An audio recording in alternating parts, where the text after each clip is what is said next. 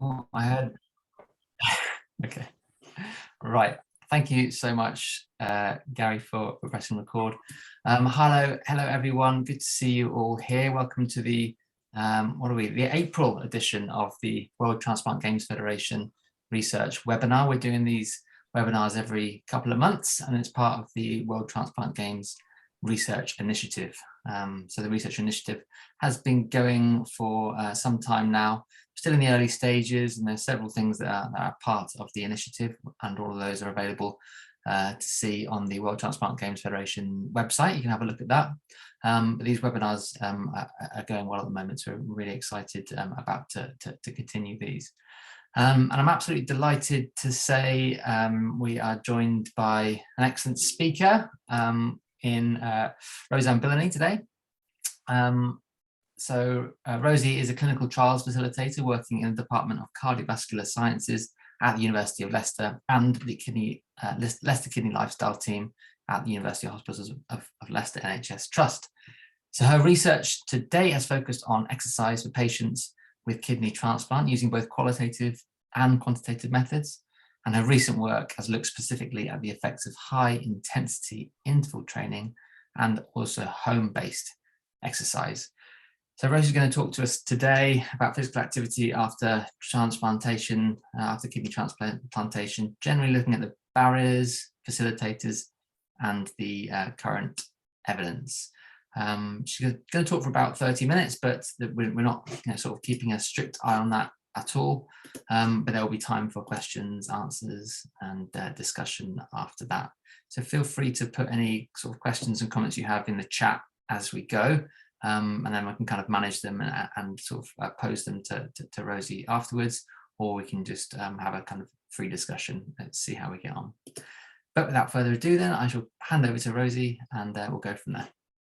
Thanks, Rosie. Real, thank you. Just going to share my screen for everyone. Brilliant. So thanks very much, Gareth, for the introduction. I just wanted to start just briefly, because I won't know many people on the webinar, and I'm sure most of you won't know me either, is just give a brief overview of my career to date. So my background is in sport and exercise science. I did a clinical exercise physiology internship as a professional placement year in Surrey. Then once I finished my degree, I did a little bit of physical activity and health development in the community before moving on to my first clinical research role within the NHS, which was in musculoskeletal surgery, so looking at the impact of lifestyle on hip and knee replacement surgery. Then I got my first role at Loughborough University, but still remained based in the hospital, and that was running a study funded by Heart Research UK, looking at high intensity interval training in kidney transplant recipients. And again, in late 2019, I moved to my current role as a clinical trials facilitator at the University of Leicester. Again, same within the Leicester hospitals, currently looking at home-based exercise in kidney transplant recipients and doing a part-time PhD at the same time. There's a few people I know who, on the webinar who might not be too familiar with chronic kidney disease and transplantation, so I just wanted to give a sort of brief introduction into that first before we go into some of the latest research. So chronic kidney disease is a gradual decline in kidney function, so it goes from stage 1 to stage 5. You see at the top here, so stage 1 is no or slight kidney disease, and kidney function at this point is greater than 90%. But as we progress through the stages, when we get to stage 5, the kidney function is below 15%, and this is what we sort of call end-stage kidney disease. It's important to sort of point out that kidney function does decline with age. It's a sort of a natural process, but obviously with chronic kidney disease, it's accelerated slightly, and there are many causes of why this might happen. So lifestyle factors, hereditary diseases, that sort of thing. And there's also acute reasons why your kidneys might fail. So it doesn't always have to be a gradual process. There might be a kidney injury, for example, or an infection which impacts your kidneys. So what happens then when we reach stage 5, so end stage kidney disease? Is there's several options, and they're called renal replacement therapy. So the first is hemodialysis, and this is basically where where the machine does the job of the kidneys for you, so filters of blood, and this normally takes place in center 3 times a week, normally around 4 hours at a time. Some people are able to do this and have a machine at home, but that's less sort of far less common. The next is peritoneal dialysis. So this is where the lining of the abdomen is used as a filter. Not everybody is eligible for this, and not everybody sort of would like to do this, but for those who do, it's much more portable, so you don't have to come into the hospital 3 times a week in order to do this. Then we have kidney transplantation, which is the gold standard of renal replacement therapy, and that gives the sort of best survival rate, best quality of life of all the renal replacement therapies. And just importantly, so something that I'll touch on later is, so the new kidney is actually placed in the front of the abdomen, and this is important when we look at exercise guidelines in a little while. And more often than not, the old kidneys are actually left where they are. So unless there's a specific reason, for cancer, for example, they normally leave those in place, and they don't cause any harm at all.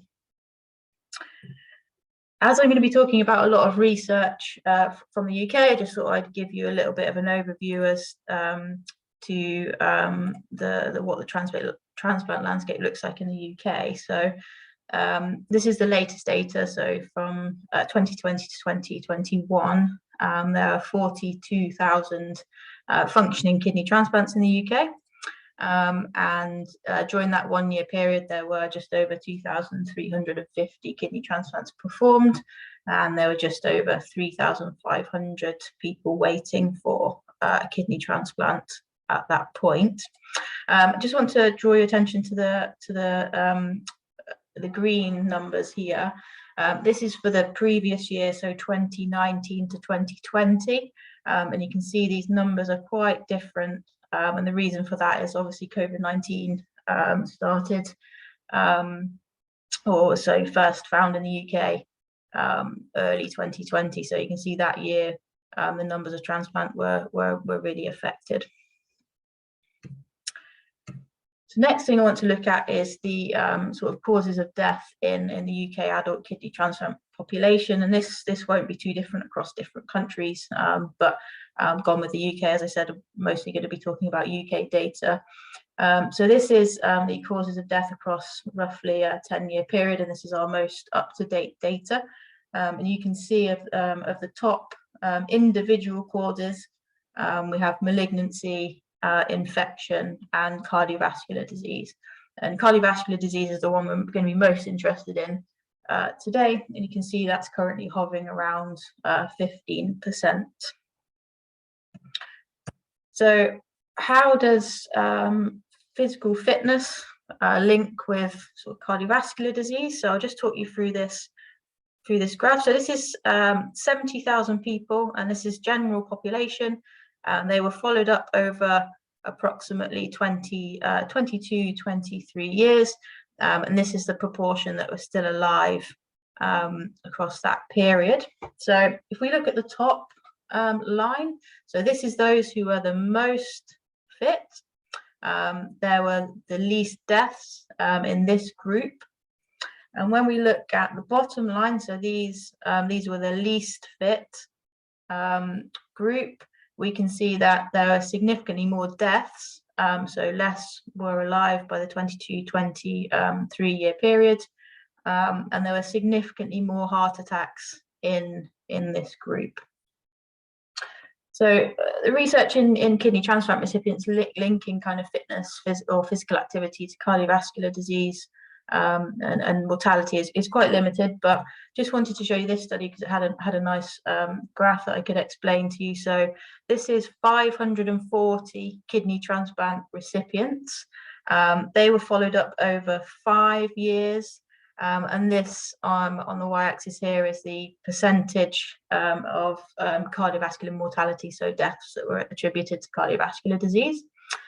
You can see that those who were the most active had the least amount of cardiovascular deaths across the 5 years, and those who were the most inactive had the most amount of cardiovascular deaths across that 5-year period. So how active are kidney transplant recipients? So this is the latest data that we've got published in the UK. So you can see this is physical activity data across all the stages of kidney disease and the different types of renal replacement therapy. But we're interested in this last bar here, which represents around 2,200 kidney transplant recipients, so quite a large sample size. And what we're also interested in the most on this bar is this top lightest portion. So is that is the amount who were classified as being sufficiently active for health. And we can see that only 27% were classified as being sufficiently active for health. And what we mean by sufficiently active for health is following the guidelines of 150 minutes of moderate to vigorous physical activity per week, or 75 minutes of vigorous physical activity per week. So even though they fare better than perhaps the other chronic kidney disease populations, still very, very low levels of physical activity. So the next thing I want to show you is some unpublished data from some work that we're doing. And this is the link between cardiorespiratory fitness and cardiovascular risk. So we had 49 kidney transplant recipients. Each of them completed a cardiopulmonary exercise test. This is the gold standard test of measuring cardiorespiratory fitness, so it doesn't get any better than this test. And what they did is they all cycled on a cyclogometer at a continuous speed for as long as they could, whilst we increased the resistance, so how hard it was to cycle. We increased it by 1 watt every 4 seconds. So each of them did one of those tests. I then calculated their cardiovascular risk, so using the cardiovascular risk calculator for renal transplant recipients. So this is one of the most specific risk scores that there is available for kidney transplant recipients. And it gives 2 different scores. So it gives a 7-year risk of major adverse cardiac events, and it gives a 7-year risk of mortality. And these factors at the bottom are the factors that go into calculating those scores. So things like number of transplants, total time on renal replacement therapy, smoking status, all of those kind of things. The first thing I just want to highlight is the number of participants in the study who were classified as having poor or very poor cardiorespiratory fitness. So 84% were classified that way according to the American College of Sports Medicine classifications, and they're based on age and gender. So this fits quite nicely with the physical activity levels that I just showed you. So we said only 27% of the transplant recipients were sufficiently active for health. Now we're saying 84% of this sample were classified as having poor or very poor cardiorespiratory fitness. So moving on to the link between cardiorespiratory fitness and cardiovascular risk. So I'll just talk you through this graph. So VO2 is our measure of cardiovascular fitness. So the higher that measure, the higher your fitness. And up here on the y-axis, we've got the risk of a major adverse cardiac event. And we found a significant association between the two. So each 1 unit increase in VO2 was associated with half a percent decrease in the 7-year risk of a major adverse cardiac event. And looking at the same thing, but this time on the y-axis, we've got the risk of death. Each 1 unit increase in VO2 was associated with a 1% decrease in the 7-year risk of death. And just to give you a little bit of perspective on VO2, so a 50 to 59-year-old male A VO2 of anywhere up to 30 is considered very poor or poor, and a VO2 of 50 is considered superior. So you can see there's, although we wouldn't necessarily expect everybody to get up to 50, because that is, like I say, superior, that is very, very good fitness for that age. But you can see even, you know, between 30 and 50, there's big scope for improving that cardiorespiratory fitness. So next, I want to just have a look at the most up-to-date exercise literature. So I was part of this group who did a recent systematic review and meta-analysis of the most recent studies, and that includes 16 randomized controlled trials. So you can see literature is increasing in this area, but still, quite few studies really. 827 kidney transplant recipients in total when we looked across all studies. Exercise interventions had a median length of 14 weeks, and most studies were a mix of aerobic and resistance training. And we found there are significant improvements in cardiorespiratory function, so that's the VO2. So there's significant increase of 3.21 milliliters per kilogram per minute. So in accordance with my previous study, that would be a 3% decrease in the sort of 7-year risk of mortality. There was a significant increase in physical function, and that was measured by the sit to stand 60. So that's how many times you can stand up and sit down from a chair in 60 seconds. And there was a significant improvement in HDL cholesterol. So this is a good cholesterol. And individual studies, so whilst we couldn't meta-analyze these factors, individual studies showed improvements in strength, bone health, lean mass, and quality of life. So overall, exercise is good. So why might kidney transplant recipients not be as active as they could be? So previous, or a lot of the older research was questionnaire based, so fixed responses. So I'm going to show you 2 studies here. So this one was 100 kidney transplant recipients, and this is the top 5 barriers to exercise that they showed. And this study is 130 solid organ transplant recipients. So this included heart, liver, kidney, and lung. And you can see there's lots of barriers. So if I just highlight these ones, so these barriers are general physical activity barriers. So and the other ones that remained in black are quite specific to either having a transplant or having a chronic condition. And I just highlight this. So insufficient exercise guidelines was one that was rated quite highly, and that will be important later on in the talk. Now moving on to the top facilitators. So from the same 2 studies, these were the top facilitators, and you can see that's all around feeling healthy, wanting to feel better, wanting to improve health, wanting to increase strength. Social support was really important. And I'm just going to add another one onto the bottom here and just highlight these 2, because again, these are going to be pretty important in a moment when I come on to the next study. So encouragement from healthcare providers and physician recommendation came up as things that were really important to these recipients. So I wanted to go a little bit further with barriers and facilitators and go beyond the fixed responses of just questionnaires. So I interviewed 13 kidney transplant recipients. I did semi-structured interviews with them, and what we did was look for themes in the data that we got, and what we did was split them into personal, behavioural, environmental factors. And what I'll do now is just talk you through each one of those.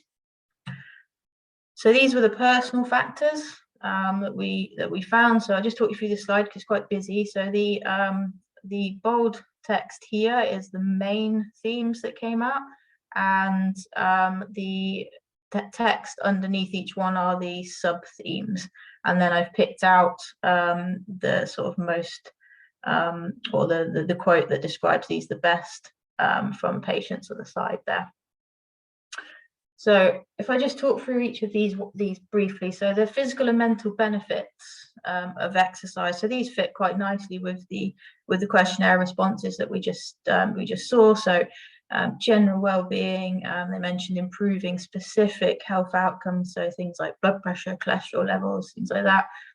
Talked quite a lot about improving mental well-being, and then very, very specifically improving how long their new kidney transplant may last for. Some participants defined exercise as being stress relief and a way of taking their mind off of their transplant related worries. So that's an overview of that one. The next one was anxiety and self-confidence. So some participants had concerns about the exercise harming their transplant, and they felt that they lacked knowledge of appropriate exercise and how hard they should be pushing themselves. And I mentioned that a few times because that came up time and time again as the question of how hard should I push myself? Is it going to damage the transplant? So keep that one in mind as well.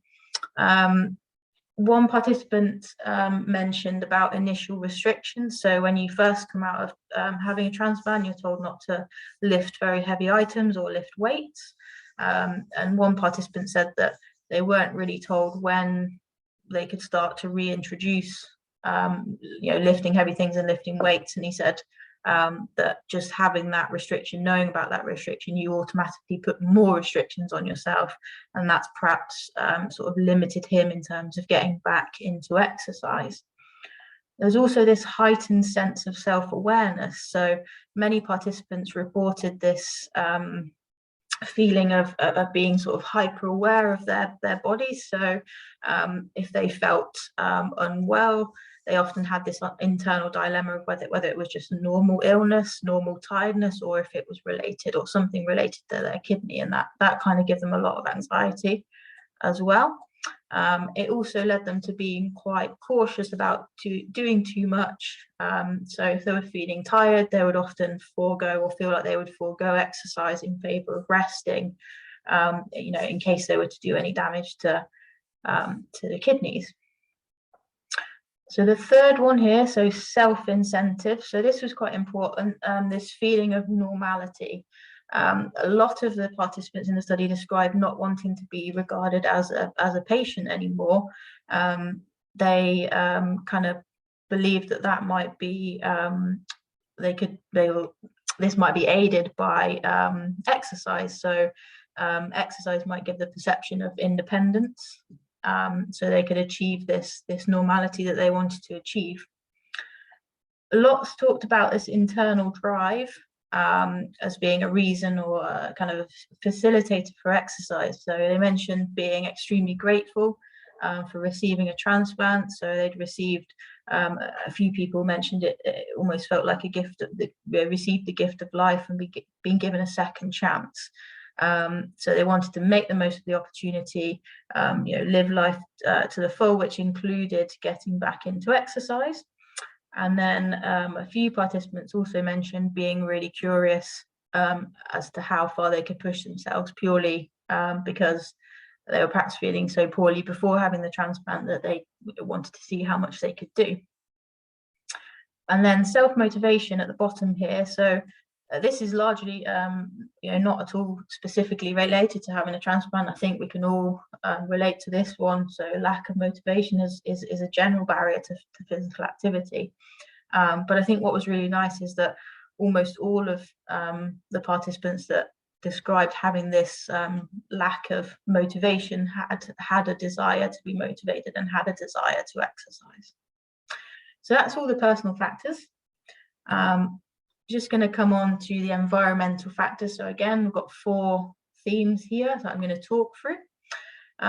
So social interaction. So again, this is quite a general facilitator or barrier to exercise. So a lot of people take part in sport and exercise to be social, and also having that accountability of perhaps meeting someone at a certain time to go for a run or go for a walk gives you that accountability, so you don't want to let them down.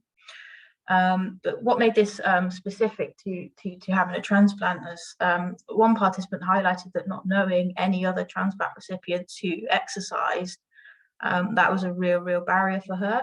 And this has been mentioned before in the chronic kidney disease literature in terms of, having some specific exercise sessions where participants could meet other kidney transplant recipients would be really useful and really motivating to help them get into exercise.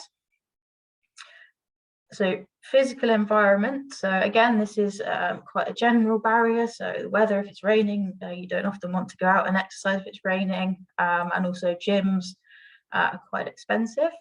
But one thing that came up here specific to kidney transplant recipients was perhaps not wanting to do too much exercise in the sun, particularly in the summer. So because of that increased risk of skin cancer.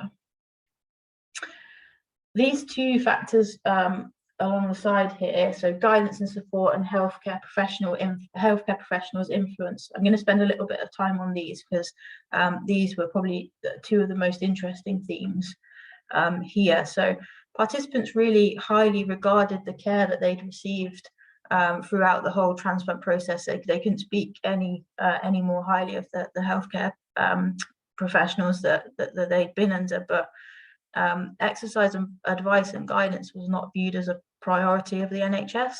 Many participants felt that was something that should be included in post-transplant care.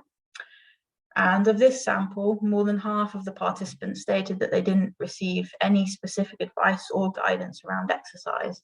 And of those who did, only received very broad advice. So for example, you should be active, but no specifics. A lot of the participants expressed the importance of their healthcare provider as a factor in kind of supporting and facilitating exercise behaviours. So they perceived needing support and encouragement to start or return to exercise. Those with less exercise experience appeared to require much greater support. But those who did exercise before transplant actually placed more importance on the healthcare provider to provide accurate information on what they were able to do. And I've said it before, time and time again, how far should I push myself? What are the limits? Those were the key things that were coming out. For anyone who's not looked at this quote down here in the bottom right-hand corner, this one was really quite striking. So this person hadn't received any advice or guidance around exercise, and she said that was basically the reason why she'd never done it. So that was quite striking to see. I'm just going to pause away from this study for a second, just to delve into a little bit deeper into the healthcare provider stuff. So this study I wanted to show you was looking or sort of surveying Canadian solid organ transplant physicians, and just 18% of this sample were confident in performing physical activity counselling. And the main sort of barrier, despite time, so not having enough time in a consultation, the main barrier was lack of exercise guidelines for them to go off. So particularly if they weren't very active themselves, they didn't have the confidence to actually counsel their patients in that. And also wanted to give you a few more quotes just to really sort of highlight the point that these patients in this study really wanted to be active, and they really wanted guidance and support in being active. Again, here, how much should I push myself? It would be nice to have some support, rehab into exercise after transplant. This is something that these patients really wanted. And they also mentioned different types of guidance and support. The first was supervised exercise. This was mainly the participants who were the least active, so they wanted some supervised exercise so they could build up their confidence to exercise. And I think the most important thing about this was that they said actually this didn't have to last forever. It was just a case of building up the confidence so that they could go away and do it by themselves.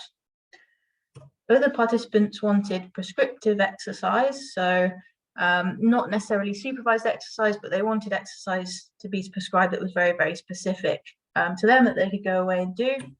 and the other was written guidance. So perhaps this was mainly for those who were active already. They just wanted to be able to pick up a book and say, which said, this is what you can do. So moving back on to the final factor, so behavioural factors in this study. So I'll just talk about the theme of exercise preference. So again, this is not specific to transplant, but I think it goes without saying, if you do an activity that you enjoy, it's something that you're likely to carry on and maintain. And then another key factor was goal setting. So setting goals was perceived by participants to be a motivator for continuing exercise, and a structured approach was defined as a key exercise aid. I think goals were largely autonomous. Participants didn't mind creating the goals themselves, but there was one participant who reported a preference for a professional to set goals for them. Observing improvements in functional and particularly clinical outcomes after fulfilling these goals was considered really, really motivational for participants to engage in sustained exercise. So you'll notice in this study and in the previous survey studies that exercise guidelines for kidney transplant recipients was something that came up both for the participants and for the healthcare providers to be able to counsel patients in exercise. So I was part of a group who put together the first set of clinical practice guidelines for exercise and lifestyle in chronic kidney disease in the UK. And this was just recently published.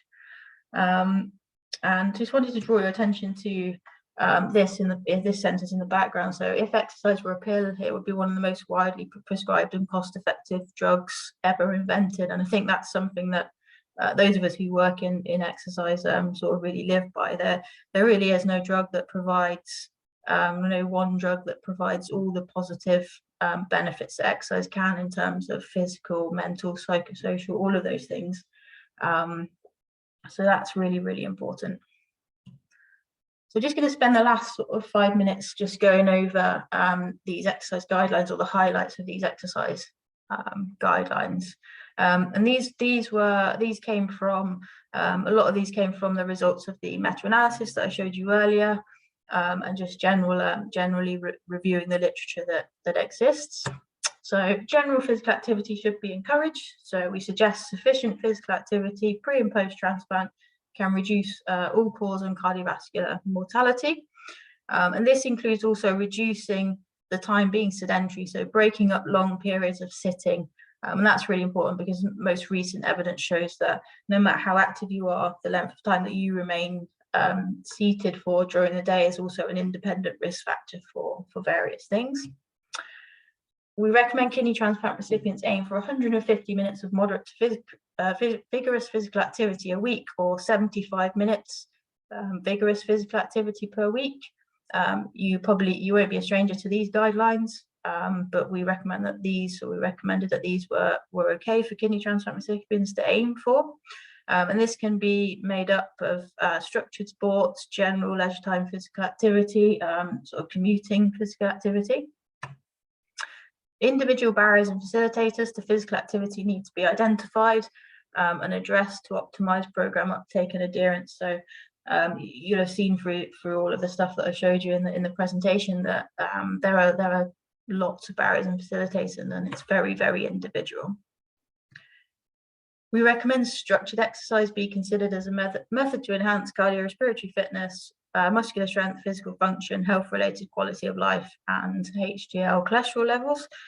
So you'll see that's what I talked about from the systematic review.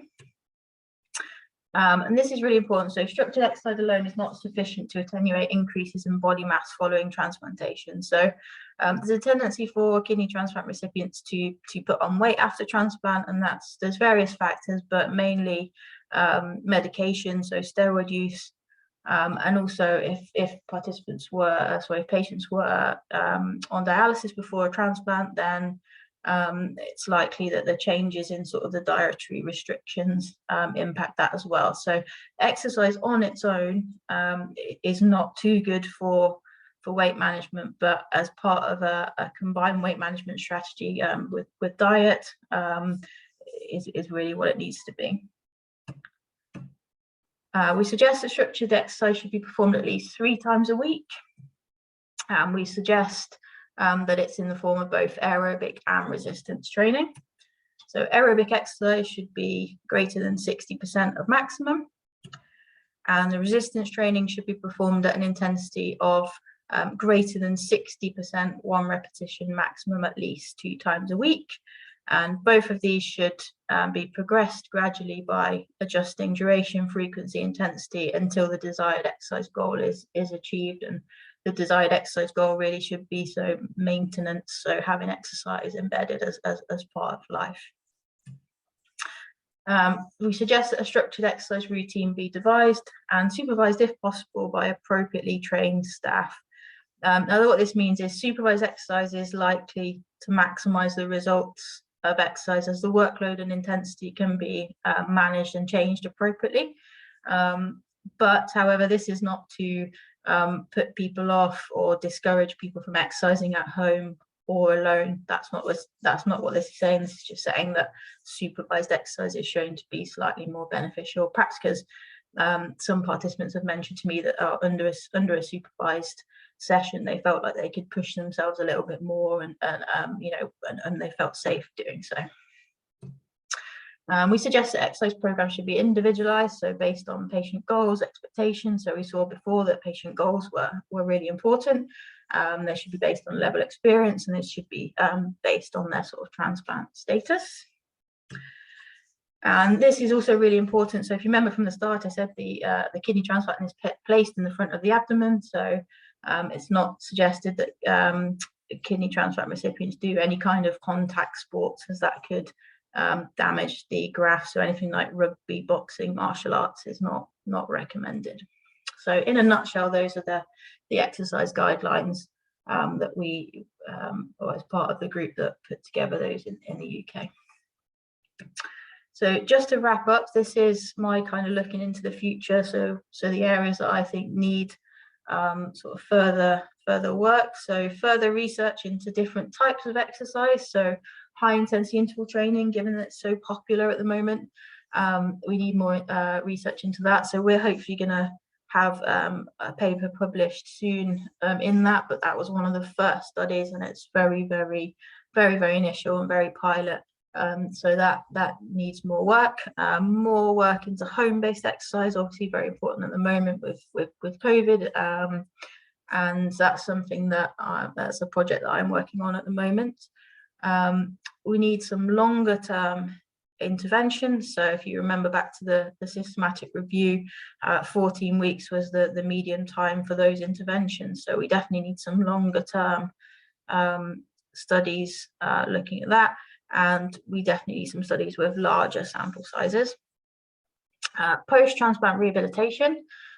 So time and time again, supervised exercise sessions come up as the most effective or the most desired.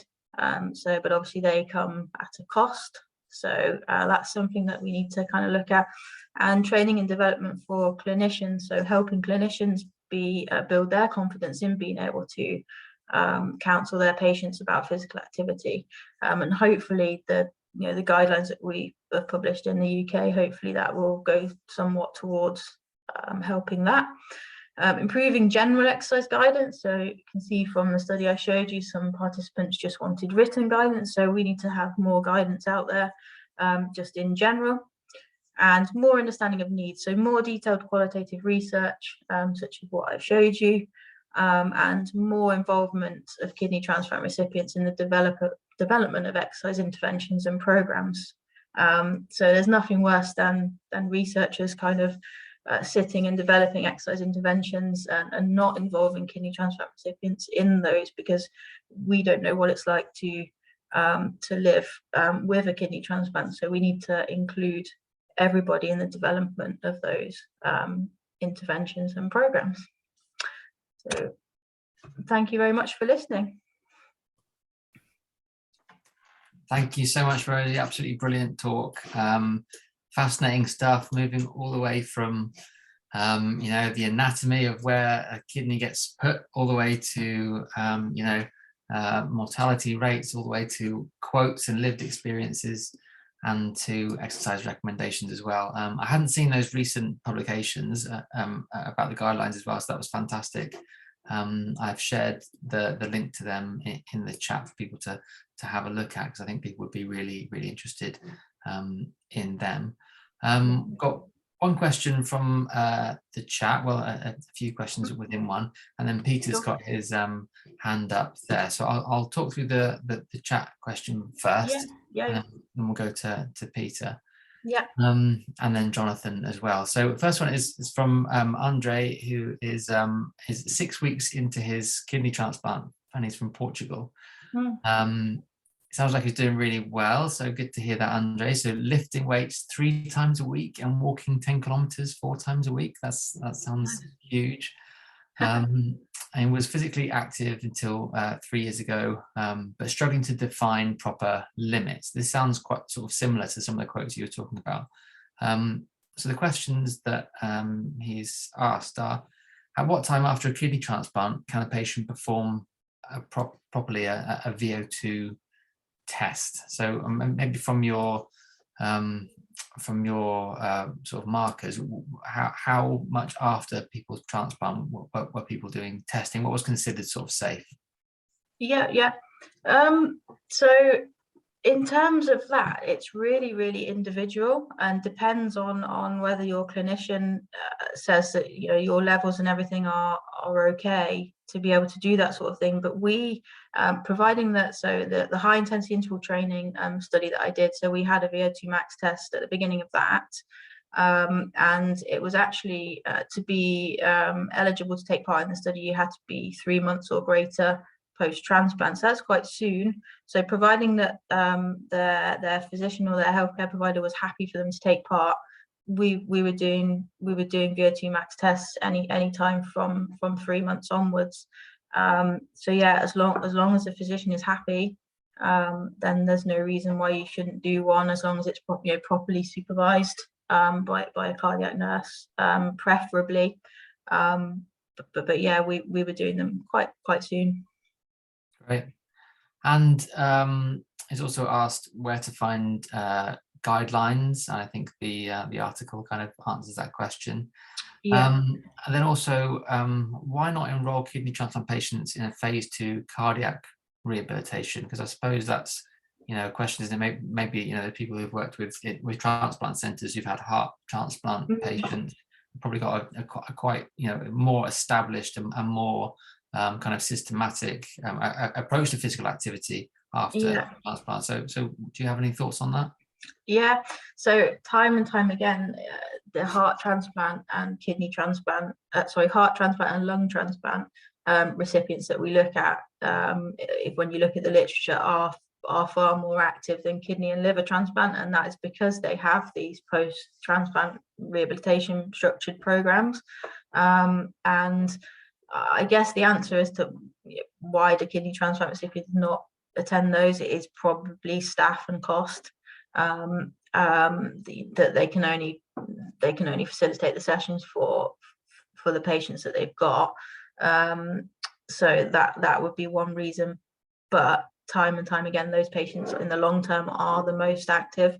So that is definitely something that I would like to see, is having some supervised sessions available to kidney and liver transplant recipients who also don't get that kind of thing post transplant.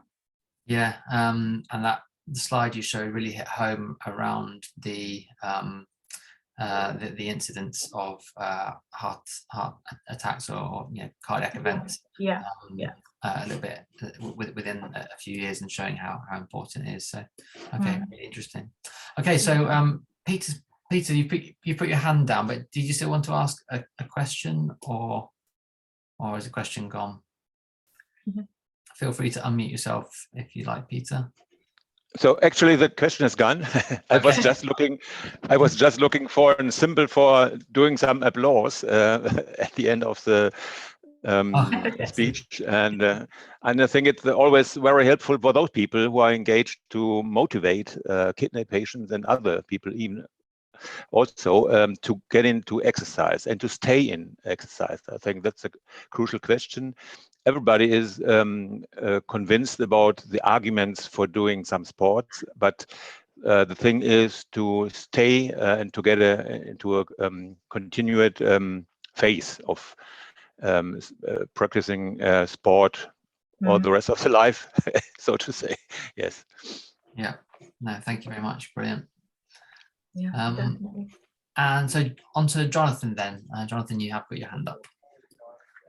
Hi, thank you. Thanks, Roseanne. That was a really interesting talk. I just had two quick questions. So one of them, you talked about the need to get a larger sample size. Do you have any plans or ideas of how you can get that? Because I mean, I'm 13 years post-transplant now. I've never been approached about it, but it's something that I'd be willing to be involved in. I know there's a lot of other people around who would be quite happy to get involved with it. So I didn't know if there's anything in train for that. It's because of the way research works, it's quite difficult, but obviously, so for example, we're based in Leicester, so if we were to get funding for a study, it would be based at Leicester, and it would be the Leicester cohort. And then there's things called multi-centre trials where other centres come on board, and then they recruit to that study as well. But they have to be in the area of where you live, generally, because that's just how the way ethics works.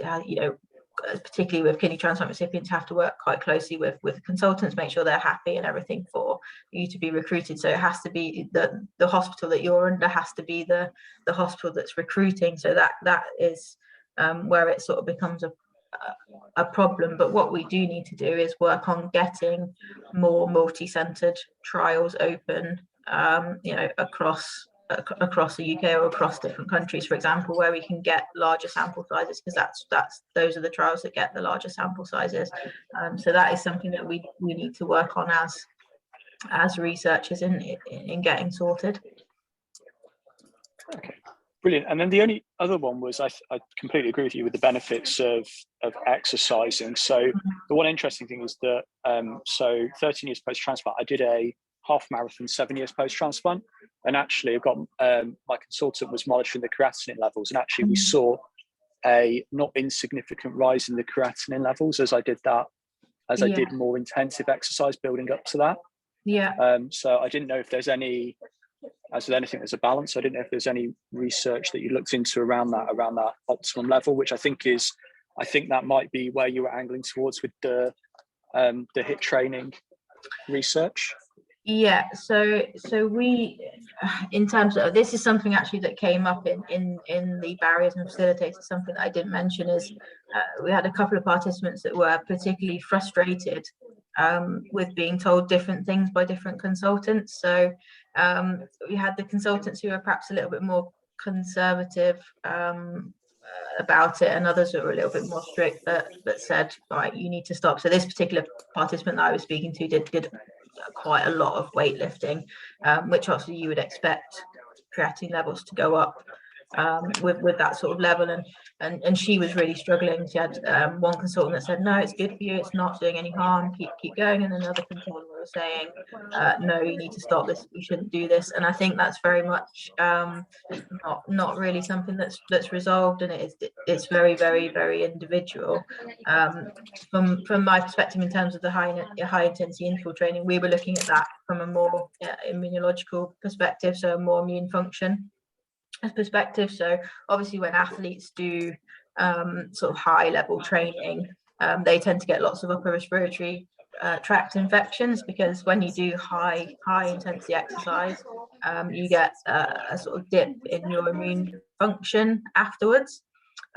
So what we wanted to sort of know from that is what happens when you do that sort of exercise, when you're already on suppressive medication. Do you get sort of like a double dip in immune function, that sort of thing? And that's still very much under investigation, but from that study that we did, we didn't find any negative reasons from immune function as why participants couldn't do high intensity interval training.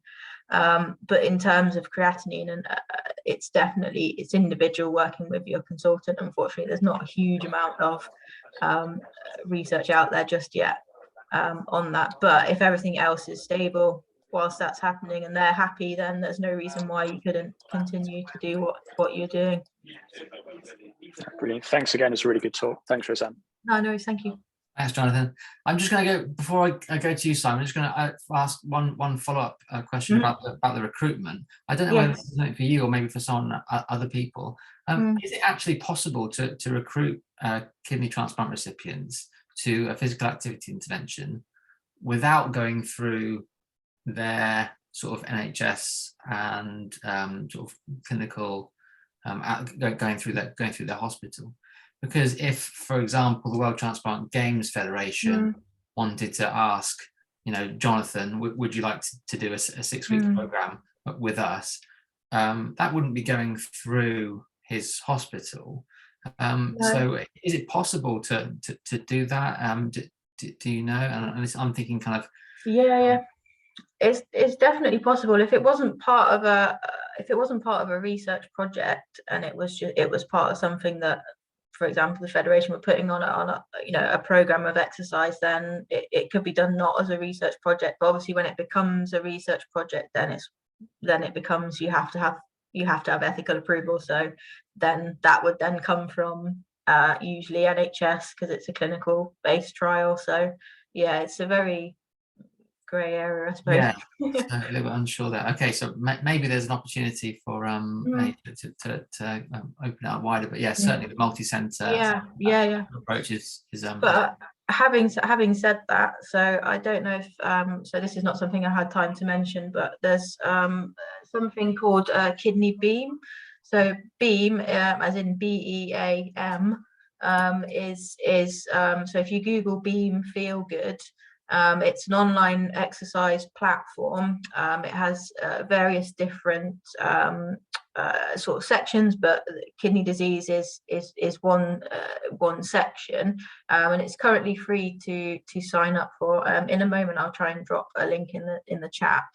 So it's free to sign up for in the moment, and when you log in and sign up to that, there are on-demand and live exercise classes and also educational videos that are freely available. So it is part of a trial, but when you just sign up normally through the platform, you're not part of a trial, so you can do it for free just as is.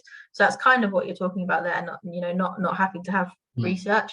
And it's a really, really good platform. So it was put together in response to COVID, obviously when everybody was shielding. I'm an exercise instructor on there, so it's run by physiotherapists or people who work in chronic kidney disease, and also on there's a couple of instructors who are kidney transplant recipients themselves. For example, one of the yoga instructors who's extremely good is a kidney transplant recipient. So I'll try and drop a link in the chat, but that is something that is basically an exercise kind of program that is not through research. Yeah, brilliant, fantastic. Okay, so I think we have time for one more question then. So Simon, the floor is yours. Hi there. Great talk. Thank you very much for sharing all the information. I've learned some stuff as well today on that. So the numbers and the stats are really informative. Mm-hmm. You're only down the road in Leicester. We're at Nottingham, based out of Nottingham, and one of the big key things you said there is about the support for patients post-transplant. Yeah. And it really is down to the coordinator. We've got a very proactive transplant post coordinator that actually talks to the patients as soon as they've had a transplant to get them to understand what their opportunities are going forward. And I think that is one of the big key things that is lacking. We're very fortunate that there's a lot of positive doctors there that are trying to get more people active straight away. I say straight away, 3 months, and then developing on into more mainstream exercise. And along with the cost is a big barrier. But I have found that GP referrals will give a 6 to 8 week free session a lot of the time, because they're keen to reduce the amount of meds as quickly as possible that they need to distribute often. And the leisure centres then cover a lot of the opportunities you mentioned there, with structured or guided or to the limits. Like I say, it's hard to give a limit on personal individual people of what they can achieve and what they can really push to. But in the offset, I mean, one of mine personally was, I went to the gym and says, help me. I'm a mess. I've had a transplant. Let's start from scratch. But it is that personal focus, and gyms aren't for everybody. So no. One of the guides that I would say is for anybody that is post-transplant, if they have if they have spoken to the coordinator, or if they have transplant sports in their country, in their region, take it to the next level and ask about their national games, and get more people around you with the same questions to focus where you might be able to develop going forward. But that exercise focus that you've got there in different scales is so beneficial, because there is so much information that you've got there that people are afraid to ask. I know I was in the offset, because I didn't want to get told you can't do this and you can't do that. I would rather do it on my own and suffer the consequences, which was totally wrong. And I put my hands up, and it put me back, because I didn't ask the right questions to the right people and get the right answers. But I mean, you've got so much support with the World Transplant Games Federation, with the people like Gareth, who's been there, been through it, understands it, and knows so much about it. And that feeds down so many people within the organisation and within each country's transplant sport team. They want to support and help people progress and hopefully take part in the World Transplant Games, things like that. It's a focus and it's a goal, and it's achievable. Anybody can set the goals and achieve the opportunities. You need support. Biggest key is the support. So I hope it goes well. And I think if there's any questions on a UK basis, then I'll happy to give my time. Brilliant. Thanks, Simon. Yeah, and I follow that by highly recommend anyone here from UK wants to get in touch with Simon. It'll be worlds of wisdom to be able to get from Simon. So thanks very much, and good to see you as usual. I'm just conscious of people leaving, so I think we'll leave it there. I just want to, before everyone leaves, just to have a chance to say a huge thank you to Rosie for that. It's been absolutely brilliant. You've given up your time completely voluntarily, and I know it's a very busy time for you, sort of in the middle of recruiting patients and participants for your excellent research. So good luck with the rest of it. We're really excited to hear it, and it's been a fantastic talk. Thank you very much. And if anybody does have any more questions or anything, please feel free to get in touch with me. I am on Twitter and various other places, so hopefully you'll be able to find my contact. Brilliant. Okay, so we'll leave it there. So thank you very much, everyone, for attending. And we put a couple of links in there, so feel free to have a look on the World Transplant Games website for the recording, which will be up shortly if you want to share it. Thank you very much. See you all soon. Hopefully see you next time.